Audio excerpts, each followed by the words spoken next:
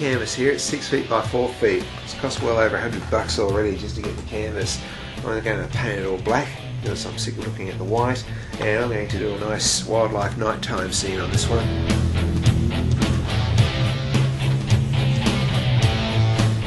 I find that when I paint murals or when I paint really large paintings, it's really good to plan out as much as you can before you start putting brush to canvas, because the more planning you do, the quicker the job's going to be. But if you don't go in with a plan, you could be there for weeks.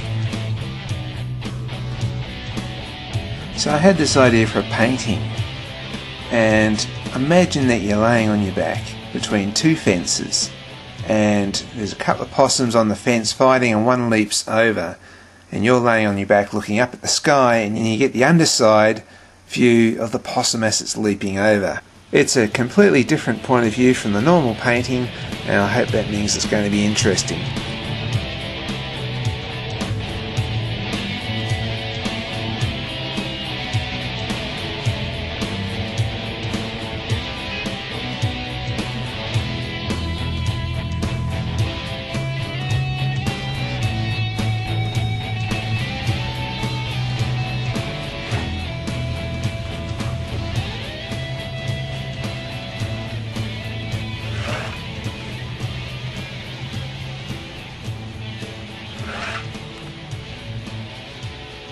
What I've got here is a triangle.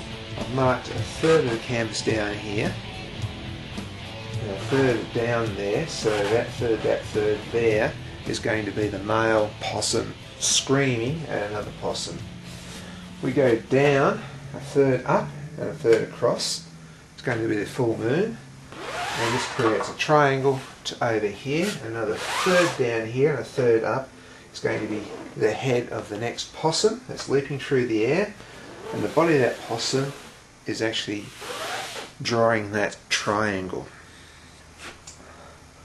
Right there is the exact middle of the canvas, and that's going to be the vanishing point. Here we have a paling fence, and all these lines converge back to that vanishing point, and it's leaping over here to another paling fence here, and again these lines here converge back to that vanishing point. All seems a bit like technical drawing, doesn't it?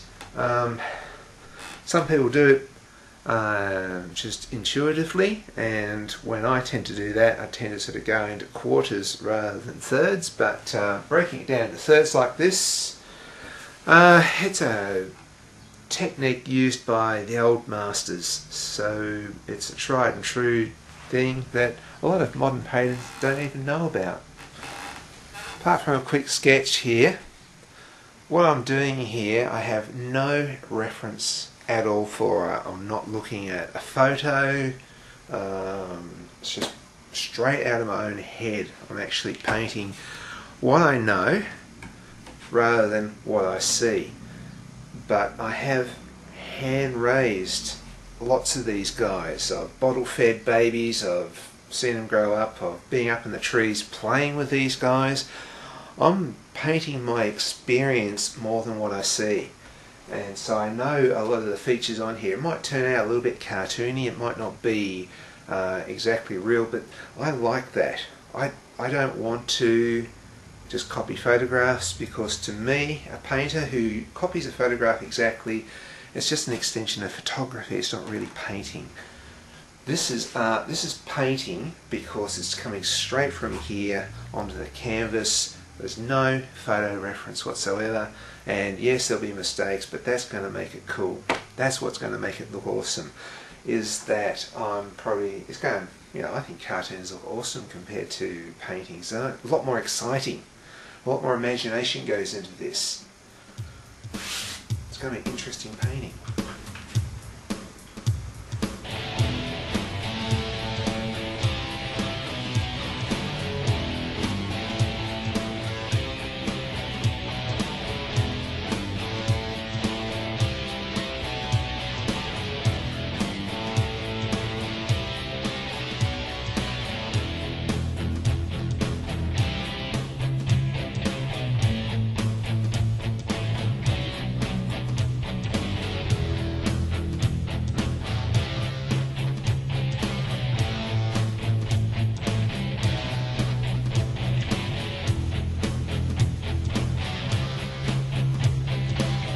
what I've got here is the testicles, and they seem to be like in the middle of the tummy here a bit. This is a male, the testicles right here, and the penis is underneath that. And so, to our way of thinking, their genitals are all scrambled up and around the wrong way. But that's the way of Tasmanian devils, of kangaroos, of most marsupials in that way. It's just a marsupial thing. And in the case of Tasmanian devils that sometimes get bitten in the backside, having the testicles up there is a really good place to have your testicles in a bit of a scrap, because it's a much more protected spot. Not so much for kangaroos, but for devils, which scrap about a bit, good idea. But I don't really know the real reason it's that way. It's just the way it is. Marsupials are just an alternative form of mammal. Little stripe down the chest here is the scent gland. It's something that both possums and koalas have in common. The males of these species are very musky smelling, and that's their scent gland. When they run up a tree, a koala, or in this case a possum, that is in the perfect spot for rubbing their chest against the tree and marking out that territory as theirs. So on a big male koala, you definitely see the fur sort of gets matted up together just there, and that's where it rubs on the tree. Looks like, sometimes this looks like a bit of a stain there. Possum fur is a little bit like a lizard's tail.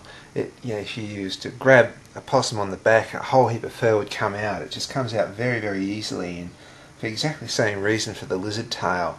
If a predator grabs hold like a mouthful of fur on a possum just, the fur breaks off, the possum gets away.